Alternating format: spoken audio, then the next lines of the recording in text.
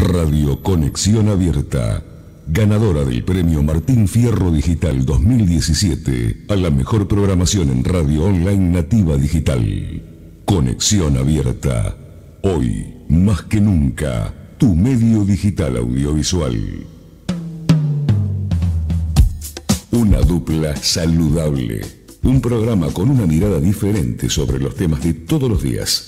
Digamos, un encuentro cercano, un recorrido entretenido con dos conductores sin uniforme.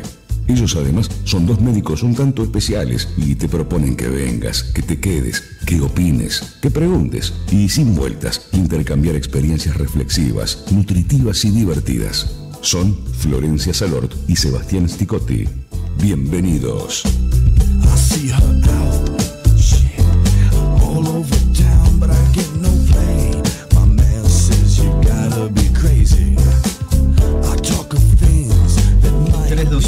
Ya.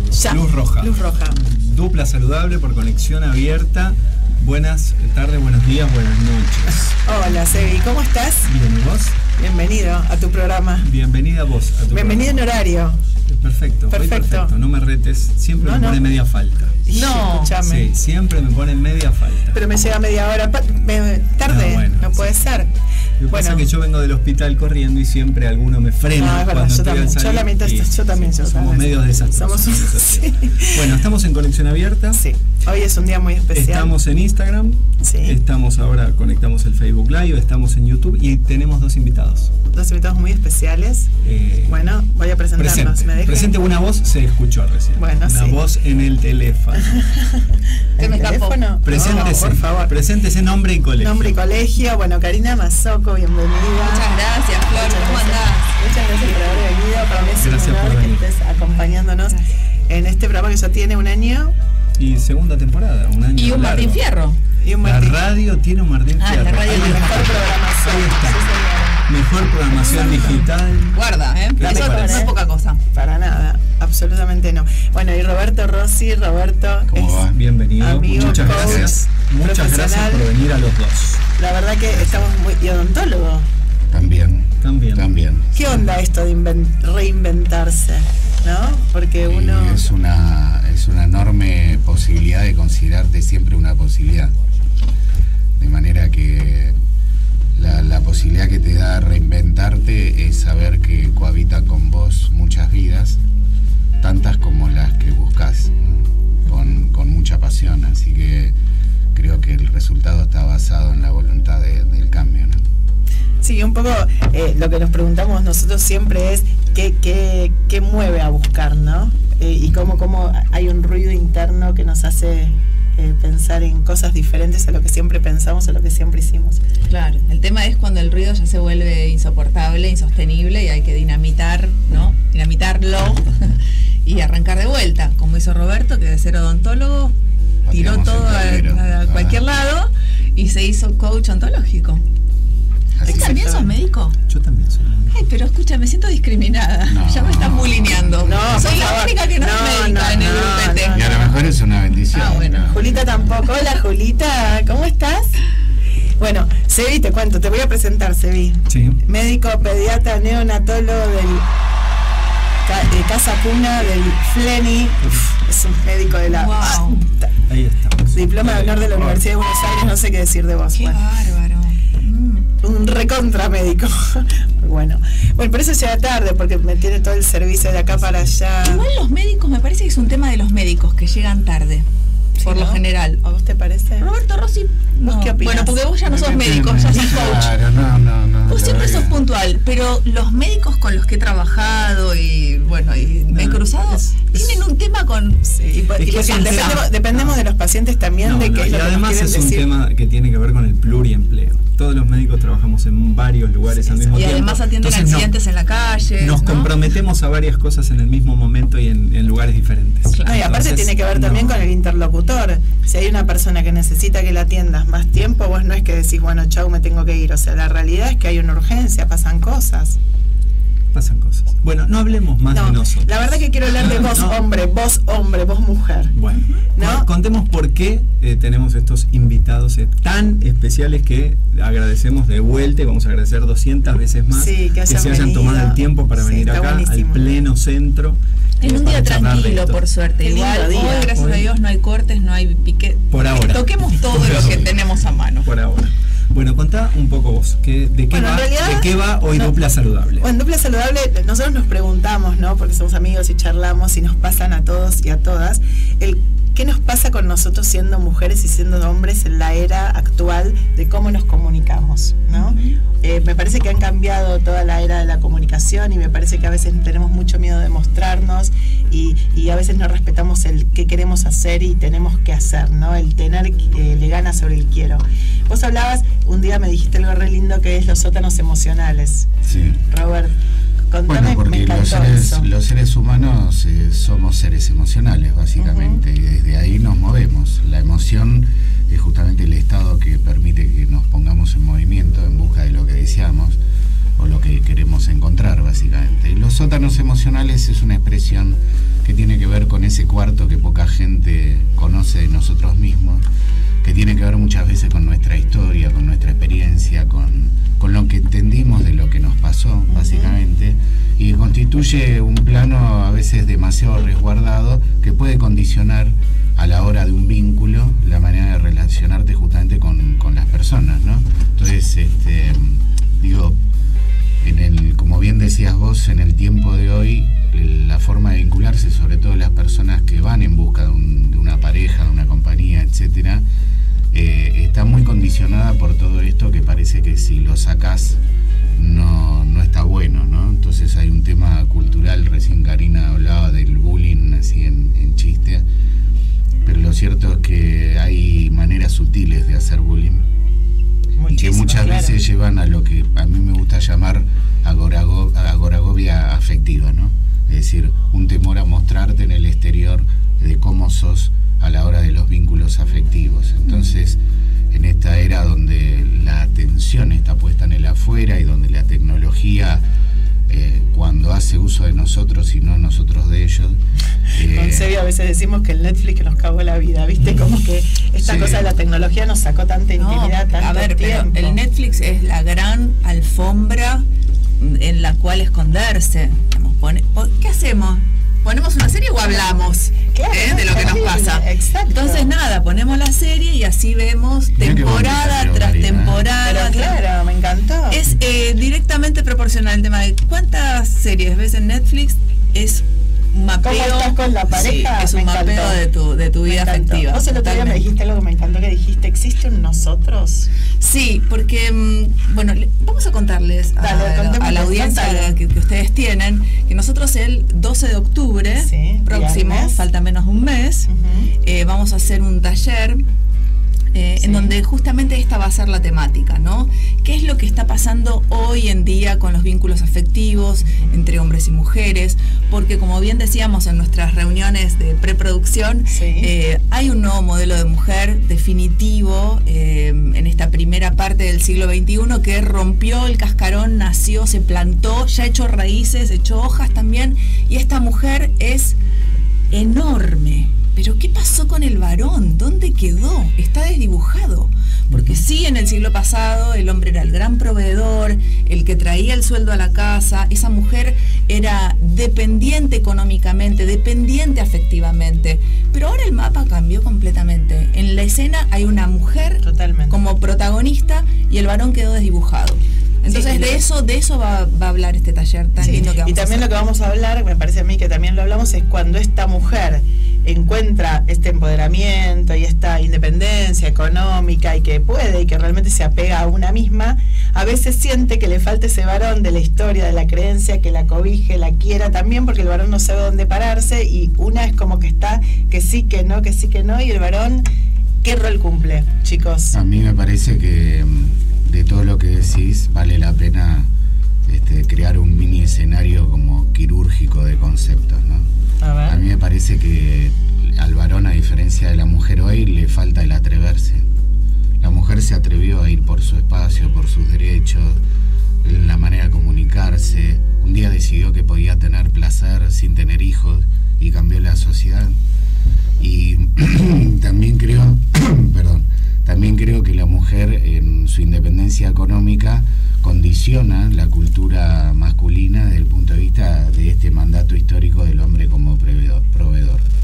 Y también es real que a veces los hombres ocultamos este tipo de situaciones porque parecería que todo esto a lo que se animó la mujer a exponer sus emociones, su insatisfacción, su incomodidad, sería como no tan masculino ponerlo arriba de la mesa y decir, sí, nos pasa esto, sí, tenemos miedo de esto, sí, no sabemos cómo vincularnos con una mujer que de pronto tiene una independencia económica y gana más que nosotros. Entonces eso nos pone en un lugar donde no se puede exigir desde esa suerte. ¿Qué te puedo dar? ¿Qué necesitas de mí, no? Sí, sí, entre otras cosas. Creo que es un tema un poquito complejo, por eso creo que vale la pena concurrir a este taller, porque lo vamos a desmenuzar en términos afectivos, de desafíos, pero también con algunas herramientas que pueden servir a la hora de sentarse a la mesa con alguien con el que o con la que nos gustaría compartir un tiempo o nuestra vida o una relación o lo que fuera. Creo que cambiaron las reglas del juego, la mujer se enteró y el hombre está jugando con un reglamento antiguo. Entonces lo que antes era infracción hoy es gol, y cada vez que quiere parar el partido la va a buscar adentro. Entonces en esta suerte de desconexión se produce una brecha. Nosotros estamos viviendo épocas de grieta afectiva, donde hay mucha, la consecuencia es la gente sola. Si recorres Buenos Aires de noche te vas a dar cuenta de la cantidad de gente sola. Ahora, que esté sola está mal. No, claro, acá viene otro concepto que es muy interesante, y es que lo que planteaba antes Karina, ¿no? Si esto, más que resignifica en algún punto hasta el propio concepto de soledad, y entendiendo a lo mejor la soledad, sacándole esa connotación negativa como un nuevo espacio de libertad que me permite a mí cuáles son los aspectos de mi vida que realmente quiero compartir y en dónde me quiero constituir. Me parece que estamos viviendo una época de cambio de paradigma extraordinario. Creo que nosotros 4 de chicos no imaginábamos tener el presente que tenemos de libertad, de apertura, de nuevas posibilidades, y realmente es un momento riquísimo. Y es un momento riquísimo, y ya que es tan rico, me parece que hay que exprimirlo hasta la última gota, y bueno, para que simplemente toda la gente viva en plenitud. Inclusive los que eligen estar solos, porque hay gente que elige estar sola. Totalmente, y hay que respetar como elige la gente no ser mamá, o como elige la gente. Pero vos viste, Flor, que siempre hay como una mirada de debe ser re jodido este que anda solo. Sí. Y por ahí no, por ahí. Lo que pasa es que se cruzan recién en lo que decía Roberto, o escuchándonos a nosotros mismos, escuchando el discurso habitual en los medios, o en la gente, ni siquiera hay que ir a los medios, en la conversación habitual. Uno encuentra ciertas fracturas en el lenguaje, porque nosotros tenemos que manejar definiciones de un montón de cosas, y se empiezan a encontrar estas redefiniciones, nuevas definiciones con las antiguas. Sí. Estamos hablando, bueno, lo masculino, ¿y ahora qué? ¿De qué se trata? Lo femenino, ¿de qué ¿hay algo que sea lo femenino o lo masculino? ¿Hay algo que sea la soledad? Por lo menos no es lo que nosotros entendemos o lo que sabíamos hace unos años atrás. Entonces, solamente desde el discurso es muy interesante. El discurso de la perspectiva de género, o el lenguaje de la perspectiva de género. No estoy hablando de estas palabras usando la E en infinitivo o el arroba. Sí. Estoy hablando de las palabras que tienen que ver con una perspectiva diferente. A veces se chocan con esto, con que tienen que definir algo y no tienen cómo. No existe cómo. Entonces, es una época diferente, pero también tenemos que, me parece, tomar la dimensión que estamos en una gran transición. ¿Hacia dónde vamos? No lo sabemos, pero esto nos pone en una perspectiva histórica muy interesante, en movimiento. Y yo creo que lo que vos decías de la perspectiva del hombre, esto que, bueno, le está viendo pasar, tiene que ver con que nosotros nacimos y ya estaban las cosas dadas, y creímos que siempre iba a ser así. Entonces, cuando de pronto uno ve a los jóvenes, a los jóvenes, a los varones jóvenes también, que cuestionan esto. Bueno, ahí es donde empieza la desorientación. Sí, yo creo que también justamente en este terreno la mirada ontológica es importante. Vos trajiste a la mesa el tema del lenguaje, las definiciones, y justamente creo que es momento de reinterpretar, ¿no?, otra de las definiciones de la ontología del lenguaje, ¿no? Los seres humanos somos seres interpretativos, no sabemos cómo son las cosas. Pero en definitiva esta mirada también siento que lo que va a aportar es la desarticulación de las creencias, el fundar o no fundar juicios, ¿no? Recién decíamos, me parece, los médicos son impuntuales, pero hoy fueron puntuales, digamos. Entonces, ¿en qué condiciones son puntuales? Es verdad. ¿En qué pasa? Los hombres no son comprometidos, ¿no? Lo que se suele escuchar. Los hombres no son... A ver, ¿en qué plano somos comprometidos, no somos comprometidos, no? No, la mujer te va a llevar por delante, a ver, ¿no? A ver, ¿qué es llevarte por delante? Digo, sí. Entonces, me parece que se vienen en este tiempo que, como siempre digo, la incertidumbre tiene mal marketing, pero es una gran maestra porque nos ayuda a transitar la vida en 4x4, ¿no? Digo, cuando estás en incertidumbre ya dejás la tercera y mirás el paisaje, estás atento, digamos, si hay pendientes, si te quedaste en un pantano, pero esto es lo que hace atractivo a la vida.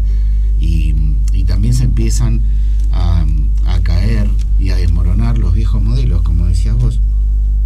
El modelo de lo que nosotros pensábamos que estaba hecho, el modelo de pensar que las cosas son para siempre, cuando en realidad vivimos en un universo que lo único verdadero es el cambio. Entonces, y ahora da miedo también, da inseguridad, por supuesto, da cierta inestabilidad, no saber dónde uno camina, volviendo a lo que decías vos geográfico, claro. Alguno puede paralizarlo. ¿Y por qué te parece que hay miedo? Y hay miedo al cambio, hay miedo a la incertidumbre, hay miedo a lo desconocido. ¿Y qué más? Y hay que ver si uno va a ser capaz de transitar ese camino, si va a tener las herramientas, si va a estar apto, si va a tener que hacer un camino de aprendizaje, va a tener que salir de su lugar de confort. Sí. ¿Y qué más? Sebi, te lo traje, lo lamento. No, está muy bien lo que decís, y quería tomar esto que es muy importante, claro, que esto es lo que vamos a hacer en el taller, el concepto justamente del miedo, ¿no? El miedo a la incertidumbre. Nosotros hemos vivido durante muchos siglos sociedades netamente controladoras. El perder el control da miedo. El no poder decir, a ver si yo no puedo diseñar, y entonces, por eso hablaba de agorafobia afectiva. Nos privamos de posibilidades porque lo que tomamos son pseudo refugios que nos hacen sentir seguros. Y estos paradigmas son los que se rompen. Cuando hoy viene un adolescente y dice, mira, la verdad, no sé, qué sé yo, por ahí me pintó mujer, por ahí me pintó un hombre. Es así. ¿No? Y bueno, para el cerebro nuestro, viste, las neuronas empiezan error, se activa la X28, bueno, claro, viste, se abre la puerta. Pero hoy me da la sensación que tal vez esta incertidumbre que seguramente va a dejar costos sociales, va a haber gente que se va a adaptar a los cambios como siempre y gente que no, y está todo bien, porque la verdad que, como insisto, no sabemos cómo son las cosas. Lo que sí me parece es que estamos avanzando a un tiempo que tiene que ver con lo genuino. Y avanzar hacia un tiempo de lo genuino hay que hacerse cargo. Yo lo que siento es esto del cambio de paradigma, ¿no? Esto de la frase típica, el hombre propone, la mujer dispone. Ahora me parece que nosotros proponemos y a veces los hombres disponen también. Vos pusiste a la mujer en lugar de Dios, ¿no? En el refrán, no me equivoco, ¿no? Porque era el hombre propone y Dios dispone, era, ¿no? ¿En serio? Igual el refrán era el hombre propone y la mujer dispone. Para mí también. Sí. Bueno, así nos lo enseñaron nuestras madres y abuelas. Pero nosotros estamos en un cambio de paradigma. Estamos en un cambio de paradigma. No, pero ahora la mujer propone también, no estamos en el rol permanentemente de escuchar lo que nos propone. Claro. Y el hombre a veces no sabe, y esto de la histeria femenina, y sos una histérica, los hombres también les pasan estas cosas, los metrosexuales, mirá, me hace así, claro que sí, entonces me parece que hay todo un cambio donde uno se tiene que bancar que la mujer proponga, y nosotros también nos tenemos que bancar que porque nos proponemos no nos vamos del rol o de esto de ser como la mujer, para vos tenés que esperar, viste, es como que empieza a cambiar Es lo que decía Seba, ¿no? Lo que decía Seba, empiezan las redefiniciones. Totalmente. O sea, ¿qué significa hoy ser masculino? ¿Qué es femenino? O sea, y digamos, me parece en esto de avanzar sobre lo genuino, que se van a caer esos paradigmas que se daban por cierto. Entonces, las cosas eran así. Y ya no hay nada que sea así. Está absolutamente buenísimo. Nada, salvo la finitud. ¿No? Usted como médico lo sabe. Sí, totalmente. Yo, pero es lo único seguro que sabemos que va a ocurrir. Es que ni siquiera. Ya para la salud y la investigación médica, la muerte ya dejó de ser la gran preocupación. Hay poblaciones en Japón que han superado los 100 años, pero largamente. Entonces también los conceptos de salud y de vida y de enfermedad se redefinen, de familia.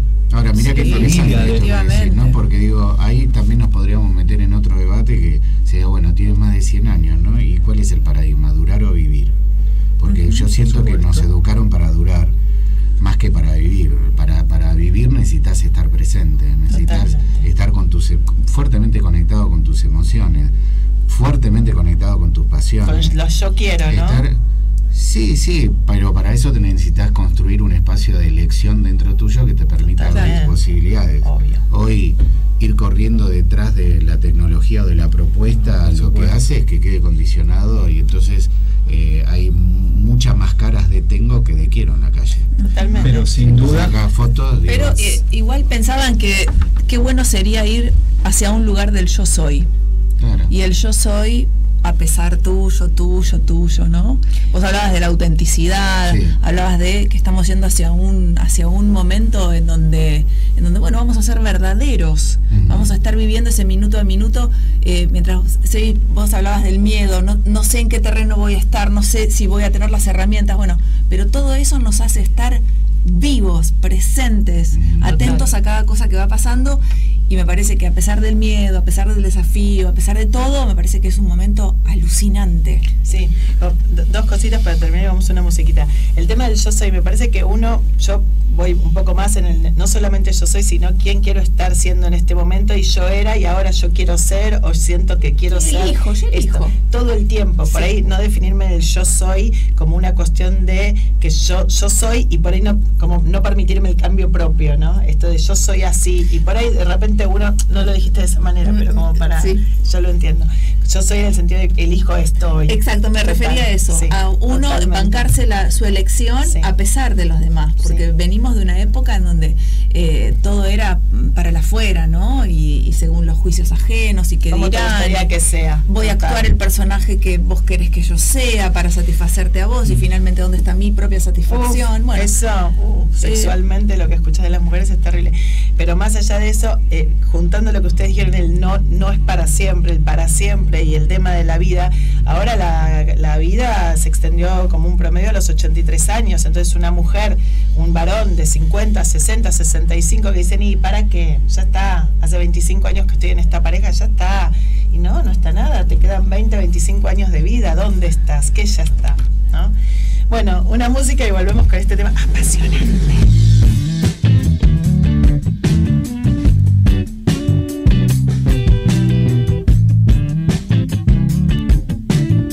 Estás escuchando Una Dupla Saludable.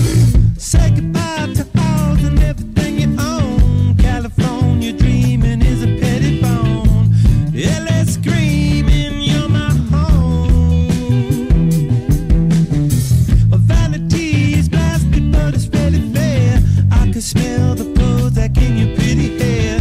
Got a lot of fans, but is anyone there? I don't know, but it's been said your heart is stronger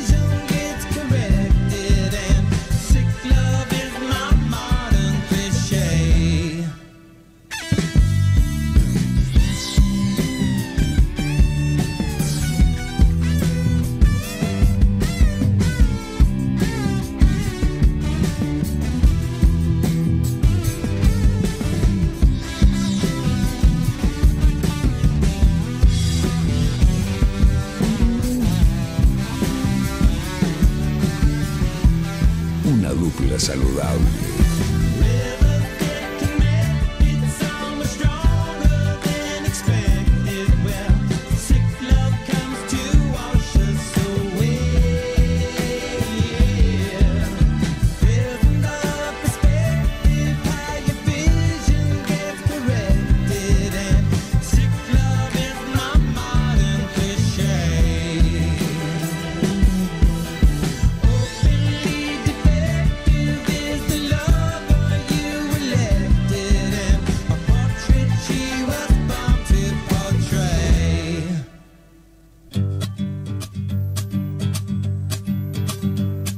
El invitado, gente que sabe cosas. Bueno, la gente que sabe cosas son Karina Mazzocco y Roberto Rossi, nuestros invitados estelares, mega estelares de hoy en Dupla Saludable, Conexión Abierta. Ahí, conexionabierta.com.ar, meten los deditos en el Instagram de Flor. ¿Está en vivo? Sí. ¿Estoy en vivo? Ahí está Karina, está Robert. Ahí está. Ahí estamos. Bueno, hablando de la dictadura tecnológica, yo les cuento así en secreto que no escucha nadie. Flor con la tecnología es una pelea continua. Hice un PDF ayer. Bueno, bien. Okay. Muy bien, excelente. Yo cada vez estoy mejor. Bueno, estamos hablando, ¿de qué estamos hablando? Del cambio. ¿Del cambio? ¿Podríamos definir? ¿De la libertad? ¿Tal vez? Sí, de la libertad de elegir y de ser quien uno quiere ser. De la libertad y del cambio. A cada instante. ¿Y quiénes somos hoy a la hora de vincularnos también? Hombres y mujeres. ¿Y qué somos? ¿Qué es lo importante cuando nos miramos a la cara y nos encontramos por primera vez? Ponele. ¿Somos nosotros o hacemos un momento romántico? Es el momento romántico. No, es música romántica. Es inevitable, igual entiendo a lo que va Flor. Sí. Nada, esta cosa de cuando te encontrás con alguien por primera vez que te interesa. Ahí está. ¿Cómo no actuar la mejor versión de uno mismo, ¿no? Porque es inevitable, nos sale automáticamente querer ser nuestra mejor parte. Sí. Y lo demás va al sótano emocional, ¿no? Es así como lo llamás vos, Robert. Sí, el sótano emocional. El sótano emocional y nuestras partes oscuras tratando de amordazarlas lo máximo. Pero bueno, es algo cuando uno actúa este personaje, ¿se tiene que bancar cosas que no le gustan del otro y las deja pasar para no perderlo? Sí, es una posibilidad. Creo que de todas maneras el marketing emocional tiene un alto costo. Es decir, una vez que pasó la campaña, ¿no? Sería la campaña publicitaria de lo que me gustaría hacer y te lo muestro todo, y además soy abierto, relajado, copado. Y nos acordamos de una escena de la película, ¿no? Claro, entonces después de la cuarta vez. Y de las promesas de campaña. Y de las promesas de campaña, que como toda promesa de campaña tiene vuelo corto. Entonces, después empieza algo que es muy interesante que sucede en los vínculos, que es el sentido de frustración, ¿no? Y vos sabés que el sentido de frustración es directamente proporcional a la expectativa que vos tengas, ¿no? Mayor expectativa, obvio, mayor sentido de frustración. Y después le echamos la culpa al otro. Mirá qué loco, ¿no? El circuito, esto se llama, vos lo sabés mejor que yo, se llama fantasma onírico, ¿no? Es la proyección que yo hago sobre una persona a la que le cuelgo mis ilusiones, mi proyecto, mi vida, mi futuro, y me voy a dormir en una cama paraguaya. Y después, cuando eso no sucede, es la única responsable. Entonces, ¿cómo nos hacemos cargo de nuestra parte afectiva de una manera efectiva que nos permita relacionarnos? Por eso a mí el término genuino me despierta una amplitud de conciencia, me despierta flexibilidad, me despierta aprendizaje y sobre todo un fenómeno en desuso y que cada vez va a marcar más la diferencia en términos sociales, que es el fenómeno de la escucha. Digo, cuando puedo escuchar al otro. Recién decías algo, ¿qué pasa cuando yo miro a los ojos a alguien primera vez?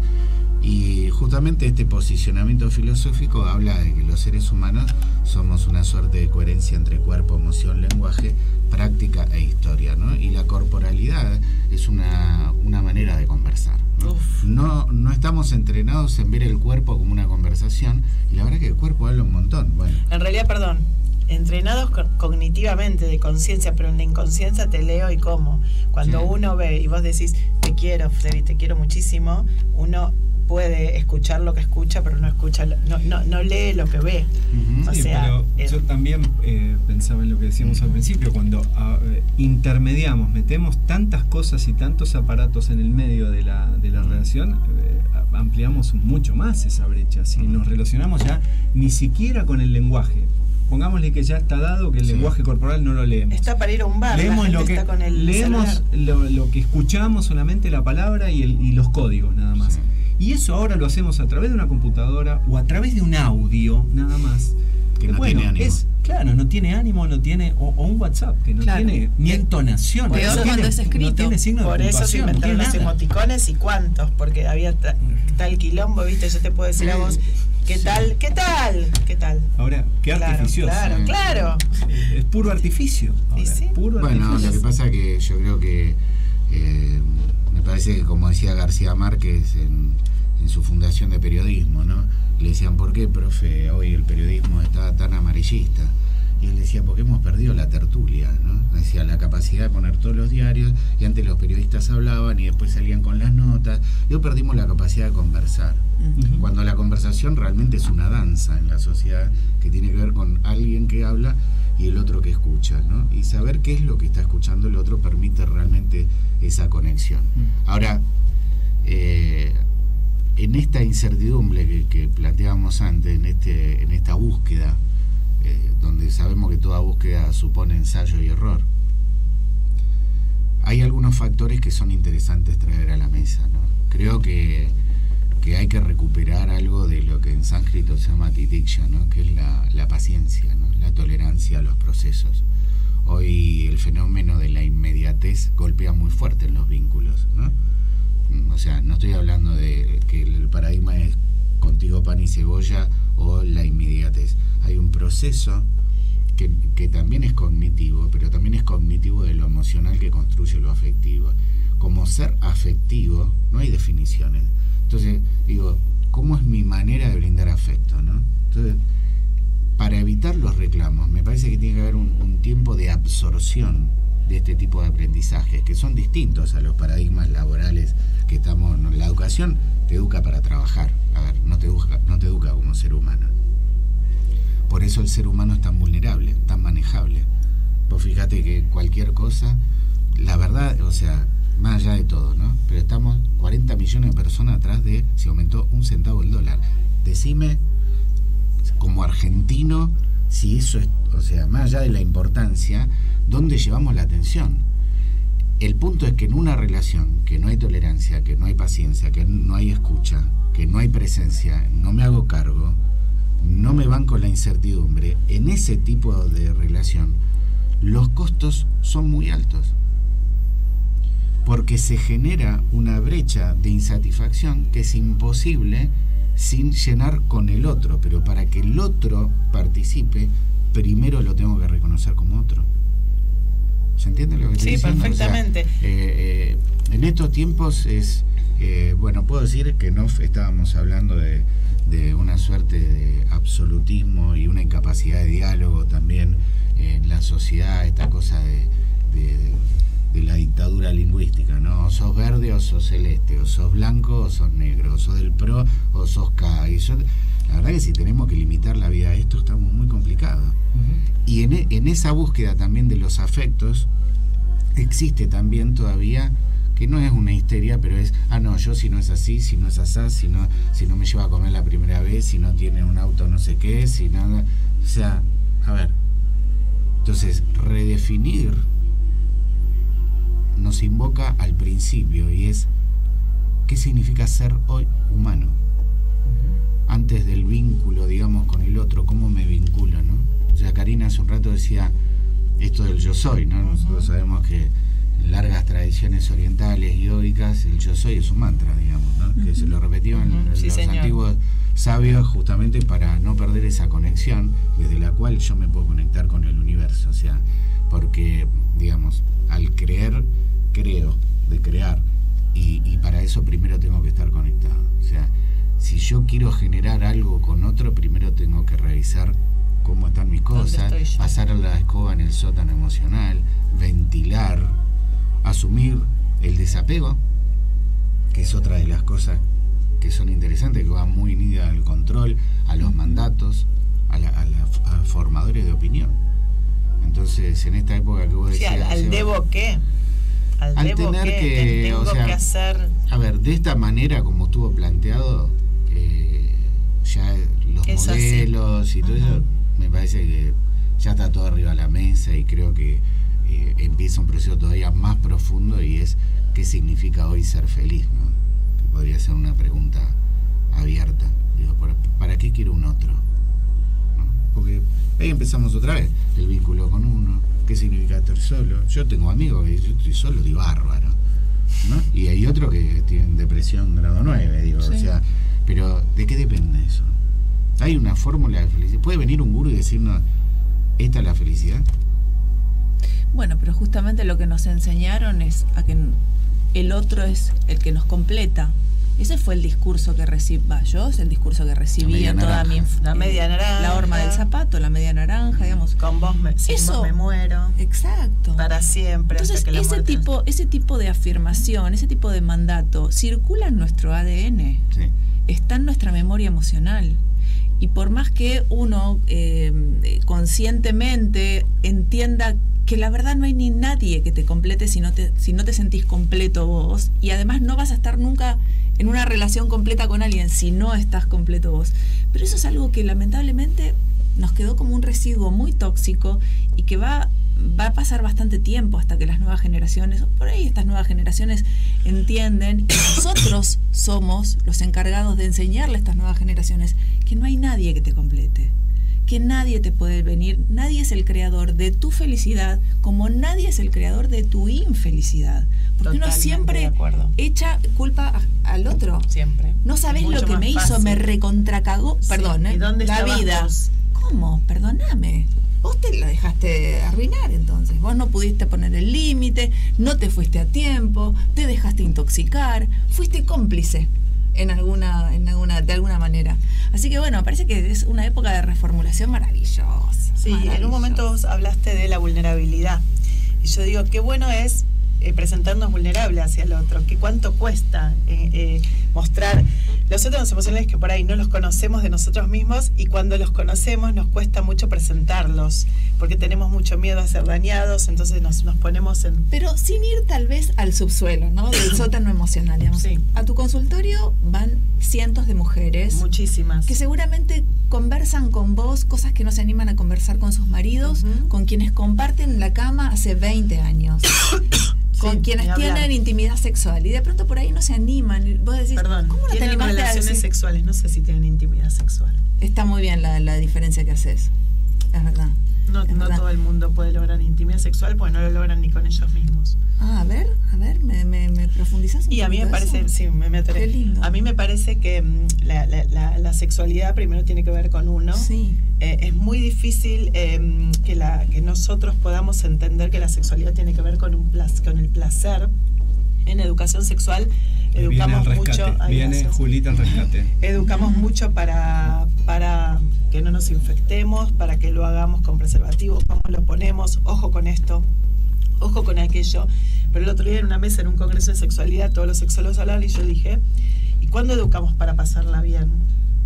Para que pidan lo que quieren, para que disfruten su orgasmo, para que sepan que no existe la frigidez, que todos pueden, que todas pueden. Yo tengo pacientes, vos hablás, de que tienen 30 años con el esposo y jamás en la vida tuvieron un orgasmo, y el esposo no lo sabe, ni siquiera. No solamente ellas, sino que el esposo tampoco lo sabe. ¿Por qué? Porque no tienen comunicación. Porque, ¿sí? Entonces no saben ni lo que quieren, no se conocen, nunca le dijo. Y la realidad es que la sexualidad propia, primero la gente no se conoce, no conoce sus genitales. Sí.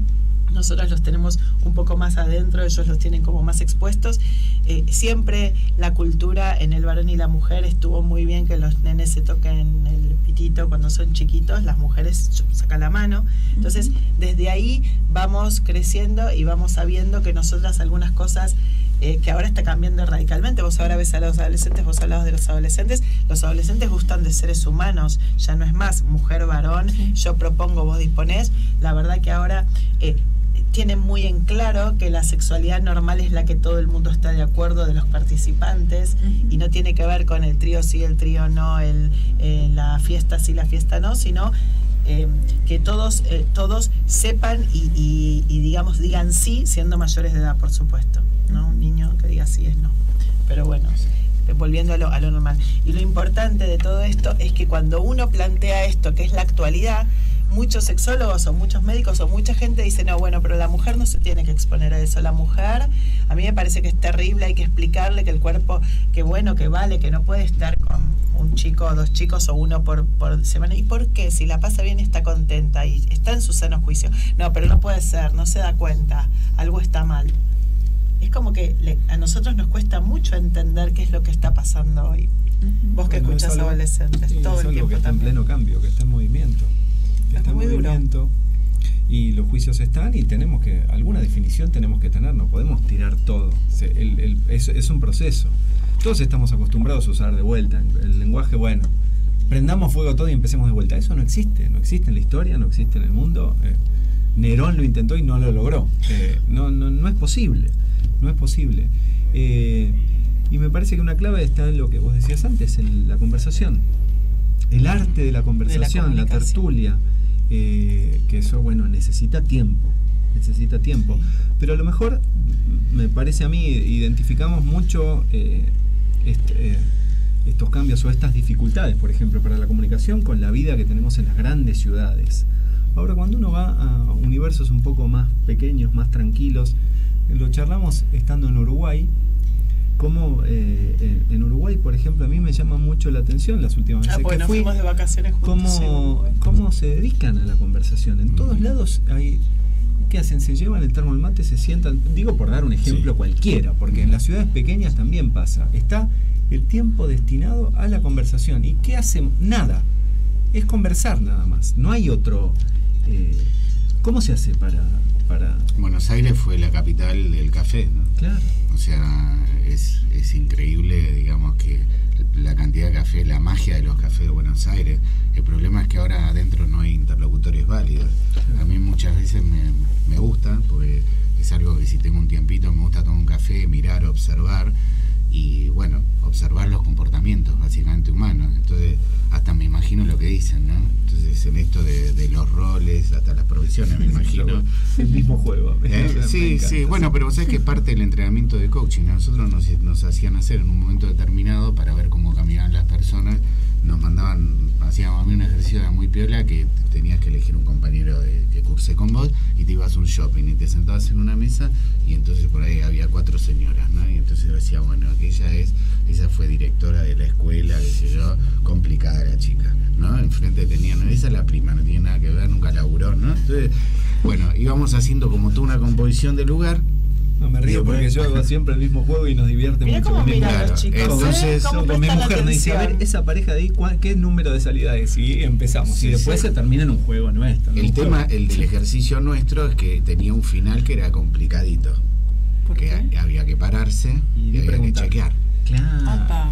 Entonces tenías que presentarte, que eran alumnos de tal escuela, qué sé yo, que en general la gente lo tomaba muy bien, claro. Y obviamente no íbamos a esos lugares donde, que lamentable sí pasa, y no en la gente grande, yo lo veo también en la gente joven, el tema de la incomunicación, por ejemplo, a la hora de cenar o de comer o de tomar un café, no hay 2 personas que están o con el teléfono o sin el teléfono, y vos decís, están durando, ¿no? O sea, en ese momento que es tan mágico, donde vos podés crear, porque en realidad se crean mundos con la conversación, y están perdiendo esa oportunidad, y bueno, entonces la gente cada vez conversa menos. Claro, pero siempre hay una contracultura, ¿no? Siempre se le encuentra una vuelta. Yo me acuerdo, hay lugares, por ejemplo, ya hay restaurantes donde tenés que dejar el celular y tenés unos gabinetes, y yo, me parece bárbaro. Yo no le retiraría el celular a nadie, pero bloquearía la señal a nadie. ¿Cómo hacíamos antes? Antes te ibas a bailar, te ibas a las 10 de la noche de tu casa, volvías a las 9 de la mañana y nadie se moría, ¿no? O sea, hoy nos convertimos en seres con GPS, ¿viste? En el mejor de los casos recalculamos, en el mejor de los casos, pero si no, en general llegamos a destino. Y esto son todos desafíos permanentes. Entonces hoy, tomarte el tiempo para un café mirar a los ojos, estar presente, transgresor. Eso es lo que iba a decir, porque en las conversaciones muchas veces uno habla y otro está esperando que se calle para hablar yo. ¿No? Esto pasa muchísimo. El tema de escucharte y no estar pensando en lo que yo te quiero decir, sino escucharte lo que vos digas para decirte algo que tenga que ver con lo que vos decís, ¿no? Esto de la magia de escuchar al otro. Es un ejercicio.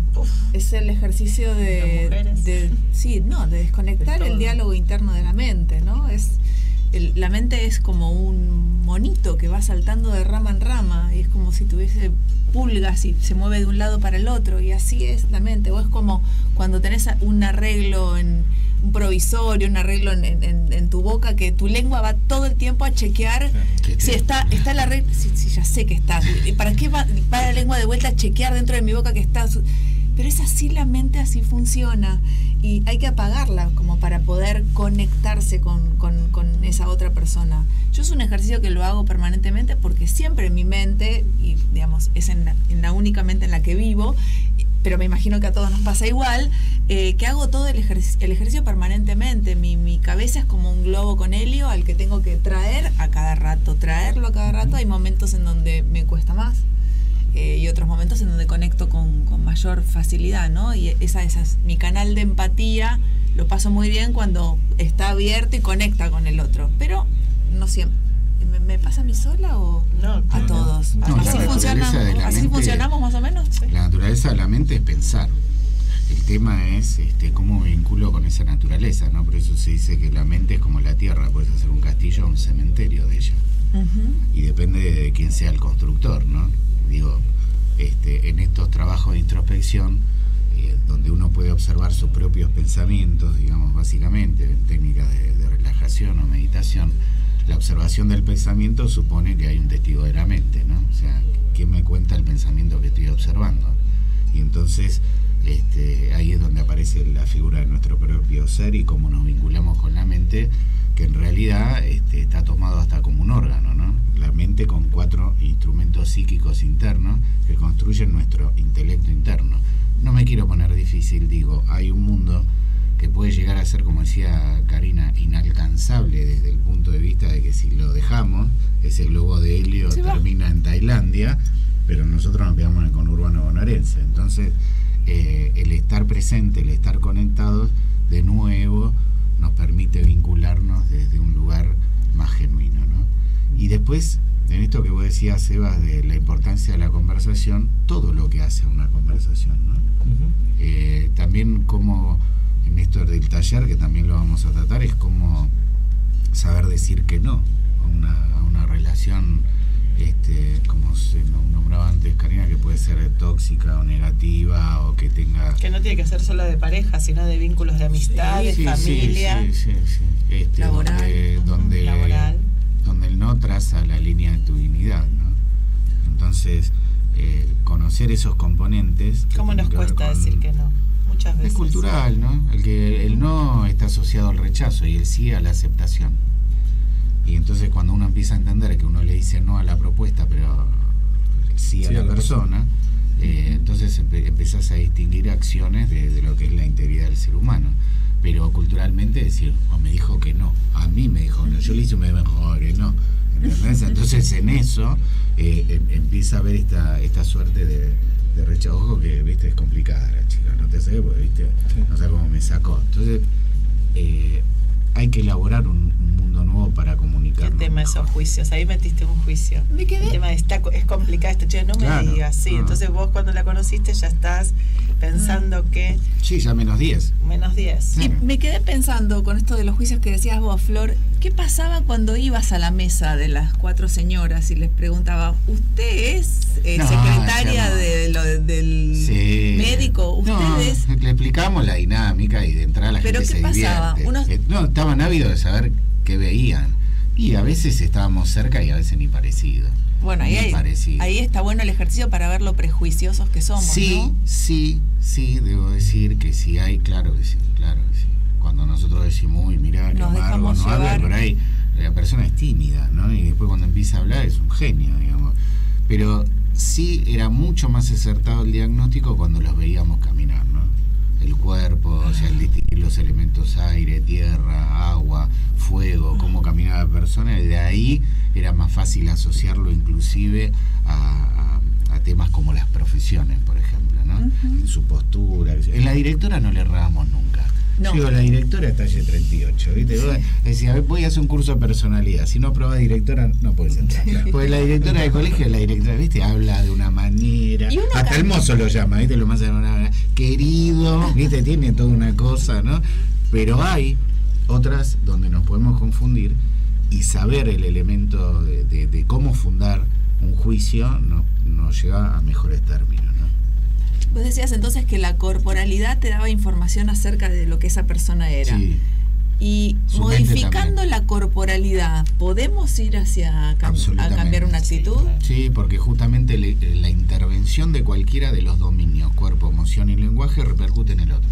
Entonces, cuando yo soy consciente que a lo mejor soy una persona muy impulsiva, mucho fuego, y tengo poco freno, por decirlo de alguna manera, y puedo trabajar mis otros aspectos más tierra, ¿no? Más afirmarme, bueno, va cambiando la emocionalidad. Ese es el fundamento de conocer cuáles son los elementos predominantes en un ser humano para que después lo podamos trabajar y lo podamos intervenir. Para eso estamos los coaches. Sí, yo le iba a decir, a mí me apasiona esto de los elementos, porque se trabajan también a cada instante.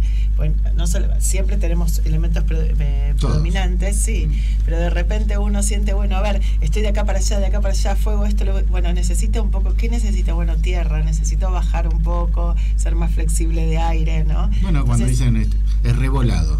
Tiene un fundamento. Pero por supuesto. Mucho aire. Claro, sí. ¿Viste? Mucho aire, flying, sí, ¿viste? Que también es volado o evasivo, tipo, bueno, ¿no? Como que siempre todo como mucho más, tiene muchos condimentos eso, pero... Yo quería rescatar, si me permiten, una palabra que dijo Karina, que me parece muy interesante traerla a la superficie a la hora de los vínculos cuando se habló de empatía.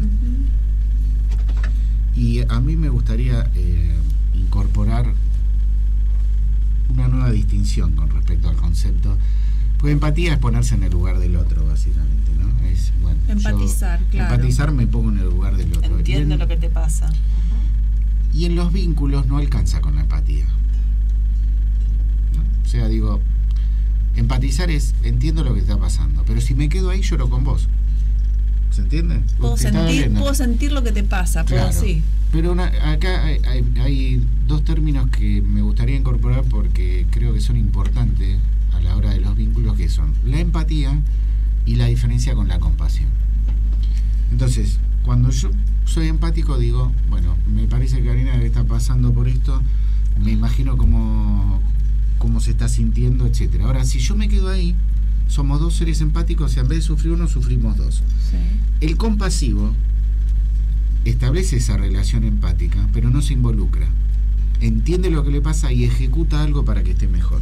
¿Se entiende? O sea, genera un contexto que puede ser emocional, de palabra, lingüístico, una acción que necesite, etcétera, para que esa persona se sienta mejor. Entonces, esto nosotros los aplicamos en lo que se llama conversaciones para la vida, que es cómo darle una noticia difícil a un paciente con cáncer, por ejemplo, ¿no? Entonces, se trabaja mucho esto, la diferencia entre la empatía y la compasión, que es, entiendo lo que está pasando, pero sabe que yo estoy con vos.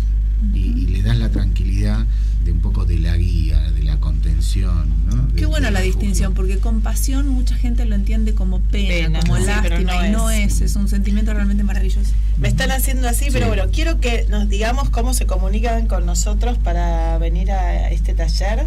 Tenemos un mail. Es mujeryhombrehoy@gmail.com. Ahí escribí tu inquietud y te vamos a estar pasando toda la data. Va a ser el 12 de octubre. 18:30 en la Fundación Columbia, en Palermo. Sí. Palermo, Serrano, Borges 2020. Borges 2020. Lo vamos a subir a las redes después. La vamos a subir a las redes. Bueno, la verdad, un placer este programa. Gracias. Se pasó volando, ¿no? Se pasó volando. ¿Ya se terminó? Ya se terminó, me hizo así. Gracias, Eva. Me hace así. Así que muchas gracias, estuvo muy lindo. Flor. Me encanta compartir. Como cada martes, amigo, como de 12 siempre. a 1 fuimos. Somos y seremos. Y seremos el próximo martes, Dupla Saludable, por Conexión Abierta. Chao. Chao. Que todos a mi alrededor fingen estar entusiasmados. dupla saludable. Y cuento